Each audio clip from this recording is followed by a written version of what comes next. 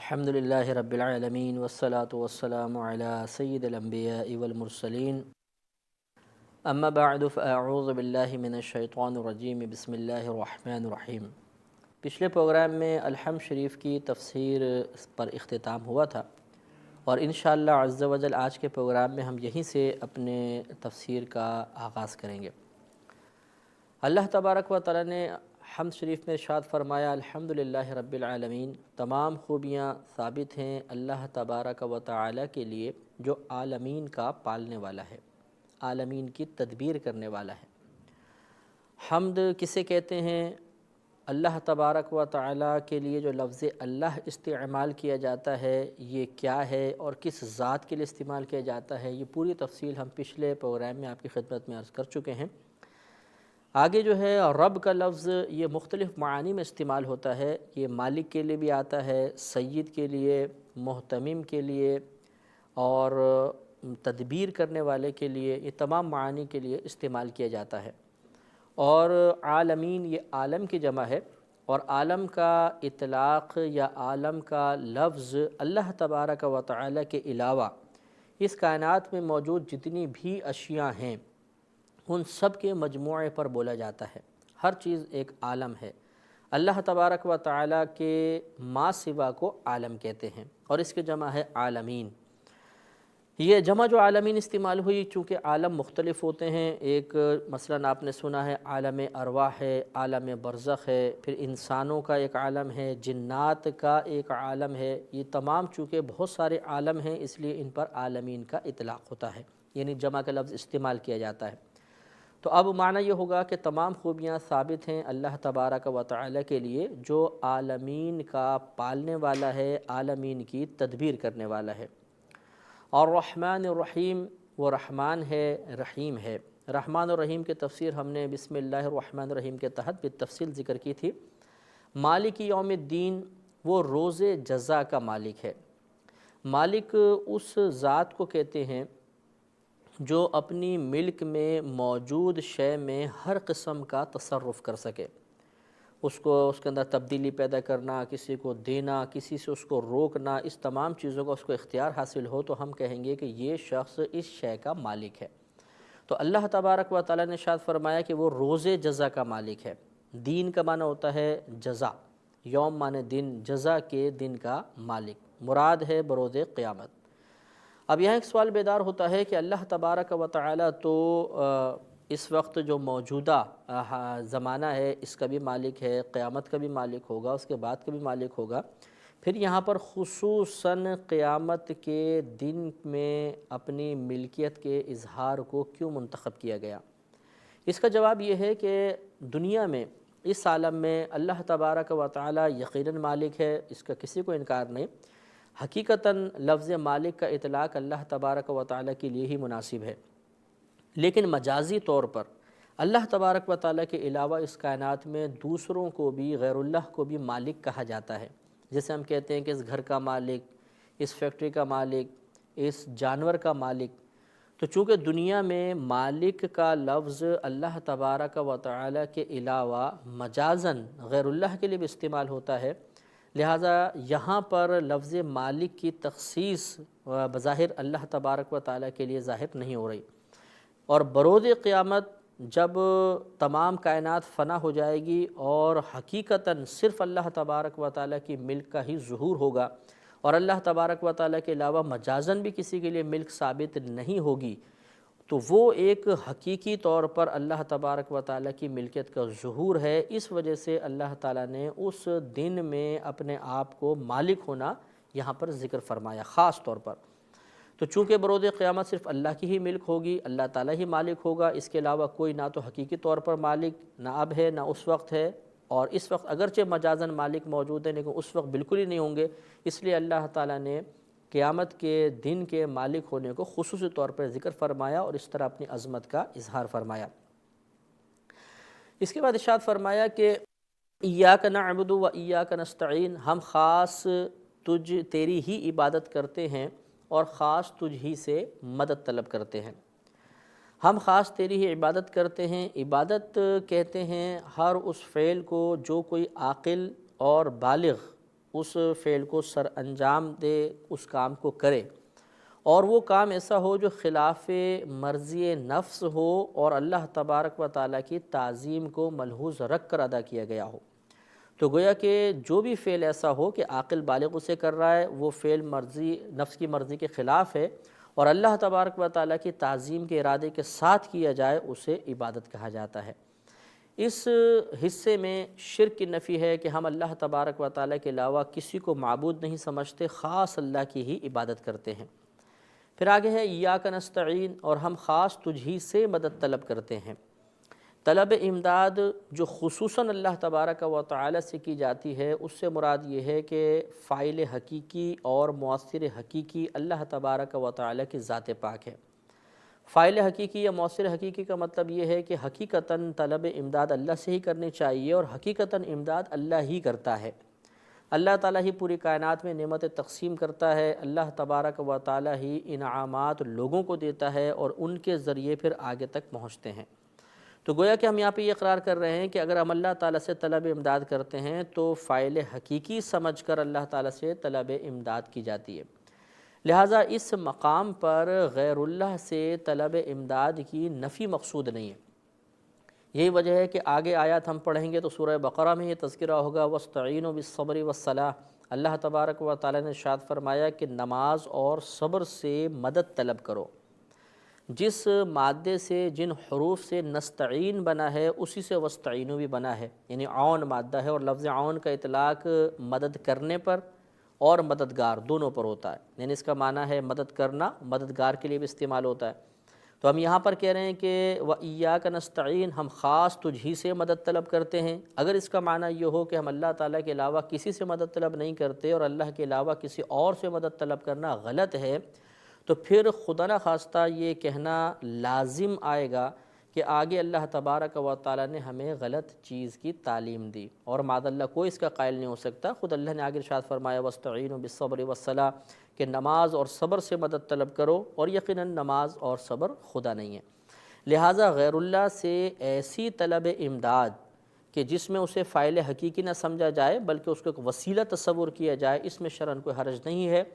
اگر ہم صحیح احادیث کریمہ کا مطالعہ کریں تو بخاری و مسلم کی بے شمار روایات آپ کو ایسی نظر آئیں گی جس میں صحابہ کرام نے اپنی مختلف حاجات میں نبی کریم صلی اللہ علیہ وسلم کی بارگاہ میں التجا کی اور آپ نے ان کے لیے دعا فرمائی۔ تو یہ دعا کا طالب ہونا بھی حقیقتاً ایک طلب امداد ہے، اپنے مقصود کو حاصل کرنے کے لیے، اپنے مسائل کے حل کے لیے، اپنی حاجات کو پورا کرنے کے لیے صحابہ کرام نے بارگاہ رسالت میں درخواست پیش کی اور نبی کریم صلی اللہ علیہ وسلم نے باقاعدہ دعا کے ذریعے ان کی مدد فرمائی۔ اس سے یہ معلوم ہوا کہ یہاں پر اگرچہ ہم یہ ثابت کر رہے ہیں یا یہ ثابت ہو رہا ہے کہ ہم اللہ تعالیٰ سے ہی خاص طلب امداد کرتے ہیں، لیکن اس چیز کے ثابت ہونے سے اس بات کی نفی نہیں ہو رہی کہ غیر اللہ سے مدد مانگنا منع ہے۔ لہٰذا اگر ہم کسی سے طلب امداد کرتے ہیں، کچھ پیسے مانگتے ہیں، کسی اور کام میں مدد طلب کرتے ہیں، تو وہاں پر ہمارا نظریہ اور عقیدہ یہی ہونا چاہیے کہ حقیقتاً اس مقام پر بھی مدد کرنے والی ذات اللہ تبارک و تعالیٰ کی ہی ہے۔ یہ جو شخص ہے یا یہ جو چیز جس سے ہم طلب امداد کر رہے ہیں، یہ فقط اللہ تعالیٰ کی مدد کو ہم تک پہنچانے کا ایک وسیلہ ہے۔ اگر وسیلہ اور ذریعہ سمجھ کر ہم کسی سے مدد طلب کریں گے تو اس میں شرعاً کوئی حرج نہیں ہوگا۔ اور یہ ہر مسلمان کو اپنے ذہن میں ایک عقیدہ رکھنا چاہیے، ایک نظریہ رکھنا چاہیے، درست خیال اپنے ذہن میں یہی رکھنا چاہیے کہ طلب امداد اللہ تعالیٰ سے ہی مناسب اور اولیٰ ہے۔ اللہ تعالیٰ ہی حقیقت حاجت روا ہے، مشکل کشا ہے، وہ ہمارے معاملات کو سنوارتا ہے، ہماری حاجات کو پورا فرماتا ہے۔ اور احادیث کریمہ بھی اس قسم کے مضامین کی نشاندہی کرتی ہیں۔ ترمذی شریف صفحہ 361 پر حضرت ابن عباس رضی اللہ تعالی عنہ سے یہ مروی ہے کہ نبی کریم صلی اللہ علیہ وسلم نے ان سے ارشاد فرمایا کہ اے بیٹے، میں تمہیں چند باتوں کی تلقین کرتا ہوں، انہیں ہمیشہ یاد رکھنا۔ پھر آپ نے ارشاد فرمایا کہ اگر تم اللہ تبارک و تعالیٰ کو یاد رکھو گے تو اللہ تعالیٰ تمہاری حفاظت فرمائے گا۔ اگر تم اللہ تبارک و تعالیٰ کا ذکر کرو گے تو اللہ تعالیٰ کو تم اپنے سامنے پاؤ گے۔ اگر تم کوئی سوال کرنا چاہو تو اللہ تعالیٰ سے ہی سوال کرو، اگر مدد طلب کرنا چاہو تو اللہ تبارک و تعالیٰ سے ہی طلب امداد کرو۔ پھر ارشاد فرمایا کہ اگر پوری دنیا کے لوگ، تمام لوگ تمہیں کسی چیز کا نفع پہنچانے پر جمع ہو جائیں تو اتنا ہی نفع پہنچا سکتے ہیں جتنا اللہ تبارک و تعالی نے تمہاری قسمت میں لکھ دیا ہے، اور اگر تمام لوگ تمہیں نقصان پہنچانے پہ جمع ہو جائیں تو اتنا ہی نقصان پہنچا سکتے ہیں جتنا اللہ تبارک و تعالی نے تمہاری قسمت میں لکھا ہے۔ اس سے معلوم ہوا کہ خود نبی کریم صلی اللہ علیہ وسلم نے اللہ تبارک و تعالی سے طلب امداد کا حکم ارشاد فرمایا، لیکن چونکہ ساتھ ساتھ خود صحابہ کرام کا اپنی حاجات کے سلسلے میں دعا کی غرض سے بارگاہ رسالت میں حاضر ہونا ثابت ہے، اور ان کی اس درخواست پر آپ کا باقاعدہ دعا فرمانا اور دعا کے ذریعے اللہ تعالیٰ کی بارگاہ سے ان کو انعامات دلوانا بھی ثابت ہے۔ اس سے ثابت ہوتا ہے کہ جہاں نبی کریم صلی اللہ علیہ وسلم طلب امداد کے لیے صرف اللہ تبارک و تعالیٰ کی بارگاہ میں درخواست کرنے کی تلقین ارشاد فرما رہے ہیں، وہاں بھی مقصود یہی ہے کہ فاعل حقیقی سمجھ کر، مؤثر حقیقی سمجھ کر اللہ تبارک و تعالیٰ سے ہی طلب امداد کی جائے، اور اگر کوئی غیر اللہ سے مدد طلب کرتا ہے لیکن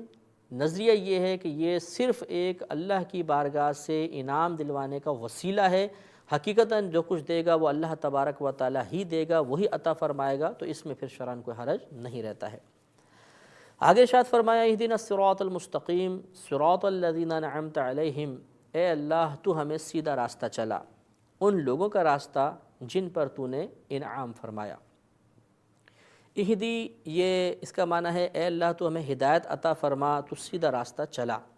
یہ ہدایت لفظ سے بنا ہے، اور ہدایت کا لغوی معنی ہوتا ہے راہ دکھانا،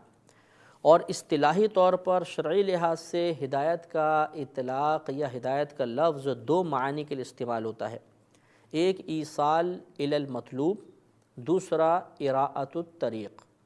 ایصال الی المطلوب کا مطلب ہوتا ہے کہ مطلوب اور مقصود یا منزل تک پہنچا دینا، اور اراءۃ الطریق کا معنی ہوتا ہے راستہ دکھانا۔ ان دونوں میں فرق یہ ہوتا ہے کہ منزل تک پہنچانے کے بعد گمراہی نہیں ہوتی ہے، اور اراءۃ الطریق یعنی راستہ دکھانا، اس میں گمراہی ممکن ہے۔ تو مثال کے طور پہ یوں سمجھ لیجئے کہ جیسے کوئی شخص ہم سے کہتا ہے کہ میں فلاں مقام پہ جانا چاہتا ہوں، وہ کہاں ہے؟ ہم اسے کہیں آئیے ہمارے ساتھ بیٹھیے، ہم آپ کو اس مقام تک پہنچا دیتے ہیں، اور پھر ہم اس مقام تک اس کو پہنچا دیں اور کہیں کہ یہ ہے آپ کی منزل، تو اسے کہیں گے ایصال الی المطلوب۔ اور ایک ہے کہ کسی نے آ کے ہم سے پوچھا کہ فلاں جگہ کہاں ہے، میں وہاں جانا چاہتا ہوں، ہم نے کہا دیکھیے یہاں سے سیدھے جائیے گا، پھر رائٹ سائڈ مڑیے گا، پھر تھوڑا سا سیدھا چلیے گا، ایک راؤنڈ اباؤٹ آئے گا، اس سے لیفٹ سائڈ مڑ کر پھر چوتھی گلی میں آپ کی منزل ہے۔ اب یہ ہے اراءۃ الطریق، راستہ دکھانا۔ اس میں ممکن ہے کہ یہ شخص جب اس راستے پر چلے تو بھٹک جائے اور ہماری بتائی ہوئی باتیں اس کے ذہن میں نہ رہیں، اور کوئی اور درمیان میں اس کو گمراہ کر دے، کسی اور طرف نکل جائے، تو یہ ان دونوں میں فرق ہوتا ہے۔ تو لہٰذا یاد رکھیے کہ ایصال الی المطلوب یہ اللہ تبارک و تعالیٰ کے لیے استعمال ہوتا ہے، کیونکہ جب اللہ تعالیٰ کی طرف سے ہدایت عطا کر دی جائے تو اس سے مراد ہوتا ہے کہ اللہ تعالیٰ اسے منزل مقصود پر پہنچا دیتا ہے۔ اور اراءۃ الطریق یہ یعنی راستہ دکھانا، یہ انبیاء علیہم السلام کی شان ہوتی ہے، یا اولیاء کرام کا یہ مطلب حصہ ہوتا ہے کہ ان کا کام ہوتا ہے راستہ دکھانا۔ یہ مخلوق کو دونوں راستوں کی نشاندہی کر دیتے ہیں کہ یہ درست راستہ ہے، یہ غلط راستہ ہے، یہ اللہ تعالیٰ کی رضا کے حصول کا راستہ ہے، یہ اللہ تعالیٰ کی ناراضگی کا راستہ ہے۔ ان کا کام اتنا ہوتا ہے، اس کے بعد ان کا کام ختم ہو جاتا ہے۔ اب سامنے والے پر ہے کہ وہ کس راستے کو اختیار کرتا ہے۔ تو جب اللہ کی طرف سے ہدایت حاصل ہو جائے تو حقیقتاً وہ منزل مقصود پر پہنچنا ہے، اس کے بعد گمراہی نہیں ہوتی ہے۔ اور انبیاء علیہم السلام جب کسی کو راستہ دکھاتے ہیں تو عین ممکن ہے کہ وہ شخص انبیاء علیہم السلام کے بتائے ہوئے راستے کو کما حق ہو اختیار نہ کرے تو گمراہ ہو جائے۔ قرآن عظیم میں جہاں کہیں اللہ تبارک و تعالیٰ نے نبی کریم صلی اللہ علیہ وسلم سے ہدایت کی نفی کی ہے، اس سے مراد ایصال الی المطلوب ہے، یعنی منزل مقصود تک پہنچانا۔ چنانچہ سورہ قصص میں آیت نمبر 56 ہے، اللہ تعالیٰ ارشاد فرماتا ہے کہ اِنَّکَ لَا تَهْدِي مَنْ أَحْبَبْتَ وَلَكِنَّ اللَّهَ يَهْدِي مَنْ يَشَاءُ، کہ اے حبیب کریم صلی اللہ علیہ وسلم آپ جس کو چاہتے ہیں اسے ہدایت عطا نہیں فرما سکتے، ہاں لیکن اللہ تبارک و تعالیٰ جسے چاہتا ہے ہدایت عطا فرما دیتا ہے۔ اس سے مراد یہ ہے کہ آپ کا منصب ہے اراءۃ الطریق، راستہ دکھانا۔ تو اگر آپ نے راستہ دکھا دیا تو اس کے بعد آپ اگر یہ چاہیں کہ یہ منزل مقصود تک بھی پہنچ جائے تو یہ ہو سکتا ہے کہ وہ اپنے شامت اعمال کی بنا پر وہاں تک نہ پہنچ سکے، لہٰذا اس کو اللہ تعالیٰ نے اس طرح تعبیر فرمایا کہ جس کو آپ چاہتے ہیں کہ منزل مقصود تک پہنچ جائے تو ضروری نہیں کہ وہ پہنچے، ہو سکتا ہے کہ آپ کے بتائے ہوئے راستے سے بھٹک جائے۔ اور جہاں کہیں اللہ تبارک و تعالیٰ نے نبی کریم صلی اللہ علیہ وسلم نے کے لیے ہدایت کا اثبات فرمایا ہے، اس سے مراد اراءۃ الطریق ہے، لہٰذا سورہ شورى آیت نمبر 52 میں اللہ تعالیٰ ارشاد فرماتا ہے وَإِنَّكَ لَتَهْدِي إِلَىٰ صِرَاطٍ مُسْتَقِيمٍ، اور بے شک آپ سیدھے راستے کی طرف ہدایت عطا فرماتے ہیں۔ تو یہاں مراد ہے اراءۃ الطریق، راستہ دکھانا۔ تو بس خلاصہ کلام یہ ہوگا کہ ہدایت کے دو معنی ہیں، ایک ہے منزل مقصود تک پہنچا دینا، یہ اللہ تبارک و تعالیٰ کا خاصہ ہوتا ہے، اور دوسرا ہے راستہ دکھانا، یہ انبیاء علیہ السلام اور اولیاء کرام وغیرہ کی شان ہوتی ہے۔ اور صراط مستقیم سے مراد اس کا لغوی معنی ہوتا ہے سیدھا راستہ، اور شرعی اصطلاح میں صراط مستقیم سے مراد وہ عقائد ہیں، وہ نظریات ہیں کہ جن کو اختیار کرنے کے بعد انسان اللہ تبارک و تعالیٰ کی رضا اور اخروی فلاح و کامرانی حاصل کرنے میں کامیاب ہو سکتا ہے۔ لہذا گویا کہ ہم اللہ کی بارگاہ میں عرض کر رہے ہیں کہ اہدنا الصراط المستقیم، یا رب کریم ہمیں درست عقائد تک پہنچا دے، ان پر ہمیں استقامت عطا فرما، تاکہ ہم ان انعام یافتہ بندوں کے ساتھ ہو جائیں کہ جن پر تو نے پہلے انعام نازل فرمایا ہے۔ اب یہ انعام یافتہ بندے کون ہیں؟ اللہ تبارک و تعالیٰ نے سورہ نساء آیت نمبر 69 میں ارشاد فرمایا کہ وَمَن يُطِعِ اللَّهَ وَالرَّسُولَ فَأُولَٰئِكَ مَعَ الَّذِينَ أَنْعَمَ اللَّهُ عَلَيْهِمْ مِنَ النَّبِيِّينَ وَالصِّدِّيقِينَ وَالشُّهَدَاءِ وَالصَّالِحِينَ وَحَسُنَ أُولَٰئِكَ رَفِيقًا۔ اللہ تعالیٰ ارشاد فرماتا ہے کہ جو اللہ تبارک و تعالیٰ اور اس کے رسول کریم صلی اللہ علیہ وسلم کی اطاعت کرے وہ ان لوگوں کے ساتھ ہوگا جن پر اللہ تبارک و تعالیٰ نے اپنا انعام نازل فرمایا، اور پھر فرمایا کہ یعنی وہ انبیاء علیہ السلام ہیں، صدیق ہیں، شہداء ہیں اور صالحین ہیں، وحسن اولئک رفیقا، اور یہ کیا ہی اچھے ساتھی ہیں۔ تو انبیاء علیہ السلام، پھر صدیق، اس سے مراد ہے نبی کریم صلی اللہ علیہ وسلم کے اکابر صحابہ کرام، پھر شہداء جو اللہ کے راستے میں شہید ہوئے، اور صالحین سے مراد اس میں پھر بقیہ صحابہ کرام، تمام اولیاء کرام اور وہ مومنین مومنات جو ہدایت کا ذریعہ بنے اور جن پر اللہ تبارک و تعالیٰ نے خصوصی انعامات نازل فرمائے، وہ سب اس آیت کے تحت داخل ہیں۔ تو گویا کہ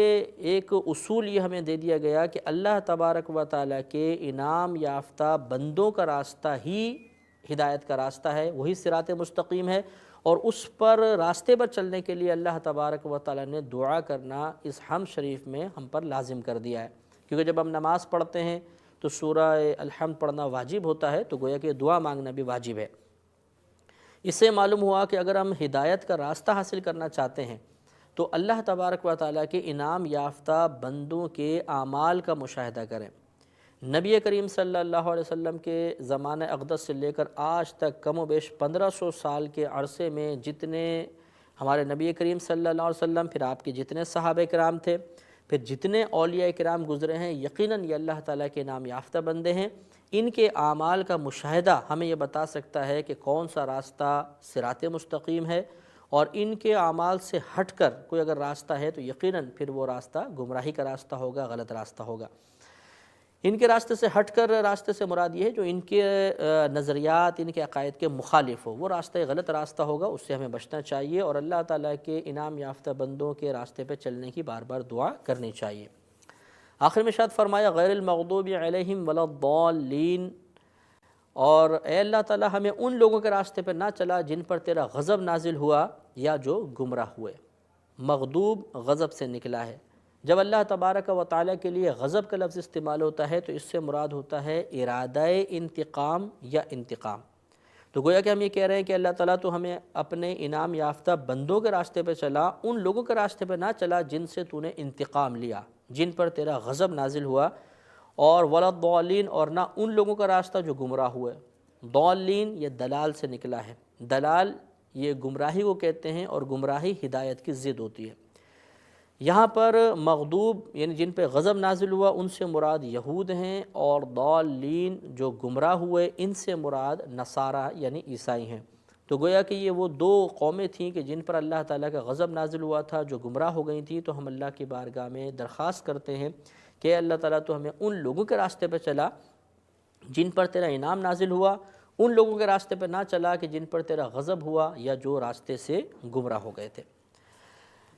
حمد شریف جب ختم کرتے ہیں تو عموماً ہم کہتے ہیں آمین. یہ نبی کریم صلی اللہ علیہ وسلم کی سنت کریمہ ہے، اور اس کا معنی ہوتا ہے استجب، اے اللہ اس دعا کو قبول فرما لے. بخاری شریف جلد 1 صفحہ 108 پر نبی کریم صلی اللہ علیہ وسلم سے یہ مروی ہے، آپ نے ارشاد فرمایا، حضرت ابو ہریرہ رضی اللہ تعالی عنہ اس کے راوی ہیں، کہ جب تم میں سے کوئی شخص آمین کہتا ہے تو اللہ تبارک و تعالیٰ کے فرشتے آسمان پر آمین کہتے ہیں. جس شخص کی آمین فرشتوں کی آمین کے ساتھ ہو جاتی ہے، موافق ہو جاتی ہے، تو اللہ تبارک و تعالیٰ اس کے پچھلے تمام گناہوں کی بخشش فرما دیتا ہے. لہذا جب بھی الحمد شریف پڑھیں تو ہمیں آمین بھی کہنا چاہیے، سنت کریمہ ہے، ہو سکتا ہے کہ ہمارے گناہوں کی بخشش کا ذریعہ بن جائے. تو یہاں تک الحمد شریف کی تفسیر ہماری مکمل ہوئی. ہمارے اس پروگرام کا وقت تقریباً ختم ہو چکا ہے، تو انشاءاللہ کل ہم اگلے پروگرام کے ساتھ مزید آیات کی تفسیر کے ساتھ آپ کی خدمت میں حاضر ہوں گے. اجازت دیجیے، السلام علیکم.